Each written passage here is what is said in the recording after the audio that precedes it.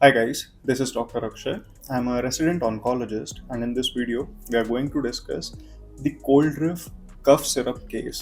अभी recently आप लोगों ने सुना होगा कि कफ सिरप के कंजम्पशन से 14 से ज़्यादा बच्चों की डेथ हो गई है छिंदवाड़ा डिस्ट्रिक्ट मध्य प्रदेश में। And being a doctor it is my moral responsibility इस इशू को एड्रेस करना, and so is your moral responsibility as a parent, brother या सिस्टर, अपने छोटे भाई बहन या बच्चों के लिए ये वीडियो को पूरी तरीके से देखना और समझना कि एग्जैक्टली क्या हुआ है। तो अभी लेट अगस्त और सितंबर में बहुत सारे क्लिनिशियंस और public health care workers report करते हैं छोटे बच्चों में नोजिया, वॉमिटिंग के सिम्टम्स, यूरिन आउटपुट कम हो जाना, डिहाइड्रेशन होना। एंड हिस्ट्री टेकिंग के टाइम एक कॉमन इन्फॉर्मेशन बाहर निकल के आती है इन सभी बच्चों में, वो ये कि इन सबको सर्दी खांसी जुकाम हुआ था और इन सभी ने एक कॉमन कोल्ड कफ का सिरप जिसका नाम है कोल्ड्रेफ कंज्यूम किया था। अनफॉर्चुनेटली लेट सितंबर तक बहुत सारे बच्चों में AKI यानी कि अक्यूट किडनी इंजरी के सिम्टम्स और इवन डेथ रिपोर्ट की गई,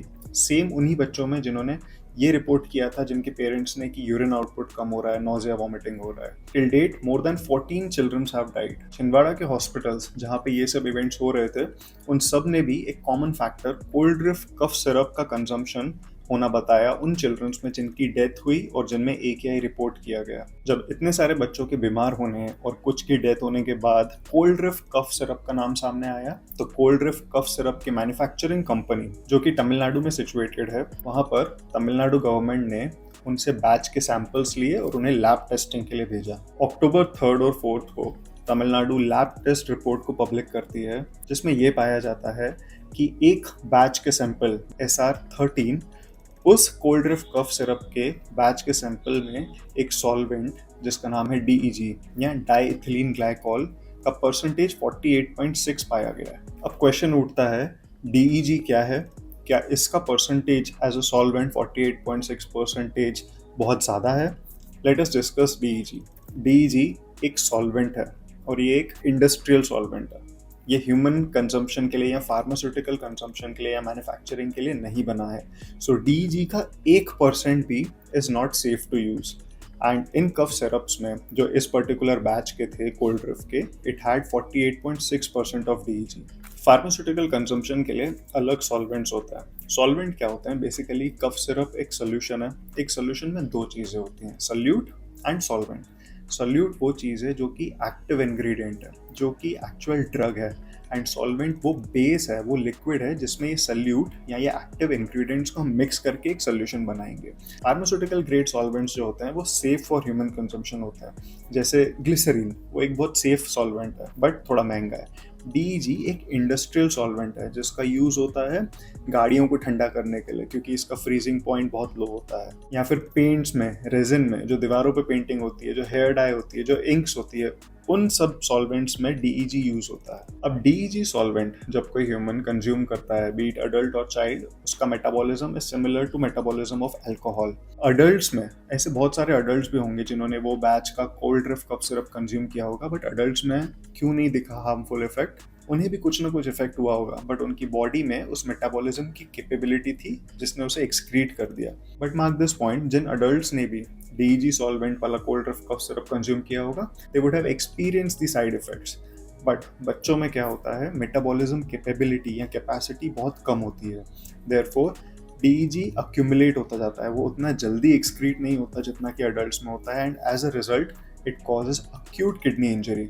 और अक्यूट किडनी इंजरी का मतलब होता है कि टॉक्सिन्स या फिर वेस्ट मटेरियल आपकी बॉडी में अक्यूमुलेट होगा, and that eventually will lead to multi organ failure and death, जैसे कि हमने देखा 14 से ज़्यादा बच्चों की केसेस में। अक्टूबर 3 और 4 को तमिलनाडु की लैब रिपोर्ट आने के बाद अक्टूबर 5 और 6 को मध्य प्रदेश गवर्नमेंट, जहाँ पे छिंदवाड़ा डिस्ट्रिक्ट लोकेटेड है, उस गवर्नमेंट ने कोल्ड्रिफ कफ सिरप पे पैन स्टेट बैन लगा दिया। दूसरे स्टेट जैसे पंजाब और उत्तर प्रदेश ने भी लगाया, एंड जो स्टॉक एग्जिस्टिंग था उसके सीजर के ऑर्डर्स दिए। अक्टूबर 6 को ही मध्य प्रदेश गवर्नमेंट और उनकी पुलिस FIR रजिस्टर करती है श्रीसन फार्मास्यूटिकल्स। ये वो मैन्युफैक्चरिंग कंपनी है, ये फार्मास्यूटिकल कंपनी है जो कोल्ड्रिफ कफ सिरप को मैन्युफैक्चर करती है। उनके against as well as very soft targets जो कि है डॉक्टर जिन्होंने वो प्रिस्क्राइब किया था, एक पीडियाट्रिशियन जिनका नाम है डॉक्टर प्रवीण सोनी, उनके अगेंस्ट भी क्रिमिनल FIR लॉन्च की जाती है। प्लस गवर्नमेंट ये भी ऑर्डर करती है कि फ्रेश मेडिको लीगल पोस्टमार्टम्स कंडक्ट किए जाएं एंड एक्सह्यूमेशन किया जाए उन बच्चों की बॉडीज़ का जिनकी डेथ हुई थी because of acute kidney injury इस रीसेंट पास्ट में। Now the point to be discuss is doctor Praveen Soni, जो कि एक पीडियाट्रिशियन है, एक सीनियर पीडियाट्रिशियन है, उनके अगेंस्ट जो एफआईआर की गई, that is on what basis? उनके अगेंस्ट एक क्रिमिनल एफआईआर की जाती है as if he wanted to kill the children.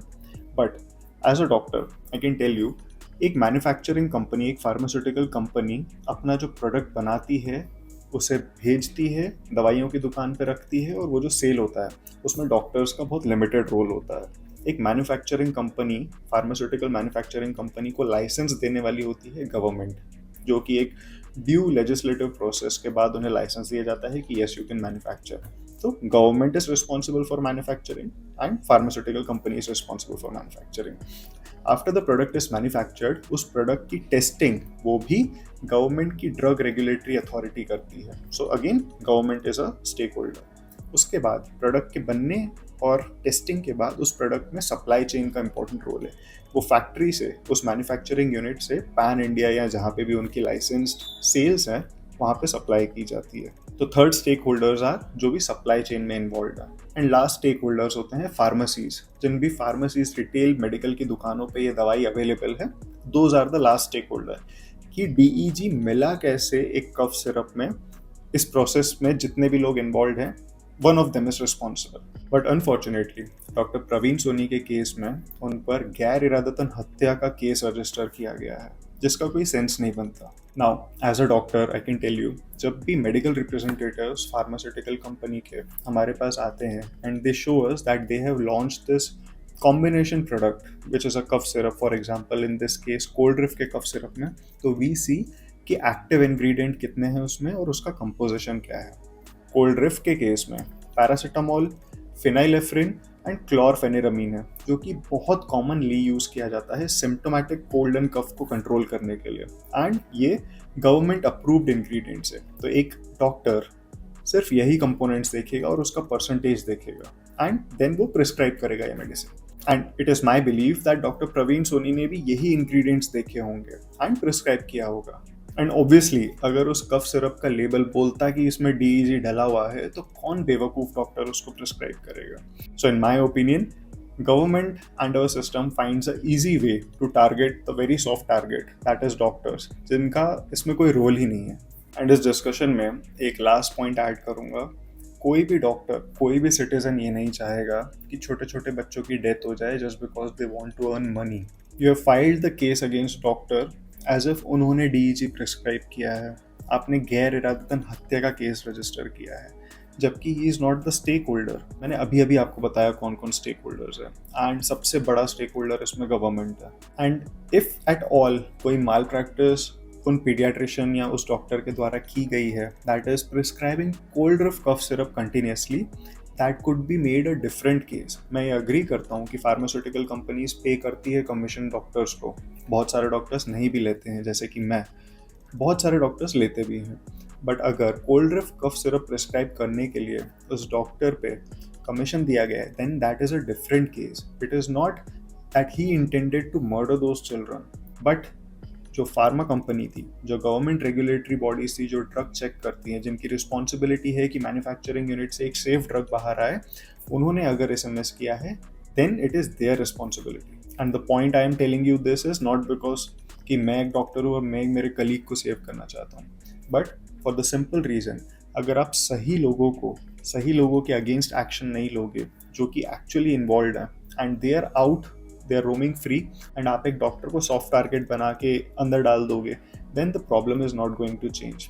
आज किन्हीं और बच्चों के साथ हुआ है, कल को हमारे बच्चों के साथ हो सकता है, इफ सही लोग अरेस्ट नहीं होते और सही लोगों के अगेंस्ट एक्शन नहीं होता है। That's it. Next in timeline October 6 और 7 को ही श्रीसन फार्मास्यूटिकल्स पे एक गवर्नमेंट रेड होती है, जहाँ पे रिपोर्टेडली मीडिया रिपोर्ट्स के अकॉर्डिंग वो कोट करते हैं फिल्दी कंडीशंस, यानी कि गंदी कंडीशंस, पुअर एसओपी, यानी कि जिस ऑपरेटिंग प्रोटोकॉल्स के अकॉर्डिंग वर्क होना चाहिए वैसे नहीं हो रहा है, and suspected use of non pharmaceutical grade solvents, जिसका एग्जांपल डीईजी है।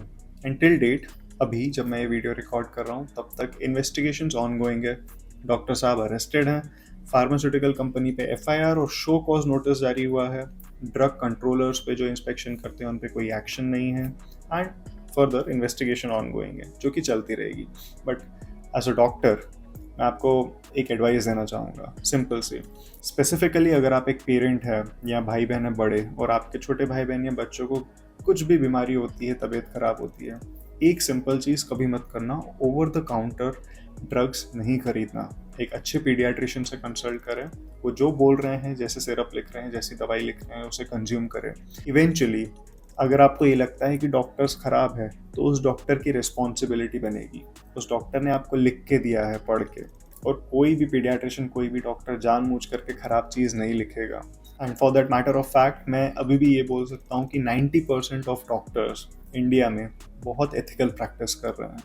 That's it for this video guys. अगर ये वीडियो आपको इन्फॉर्मेटिव, यूजफुल, एजुकेशनल लगता है तो इस वीडियो को शेयर करें अपने फ्रेंड्स एंड फैमिली के साथ। Thank you.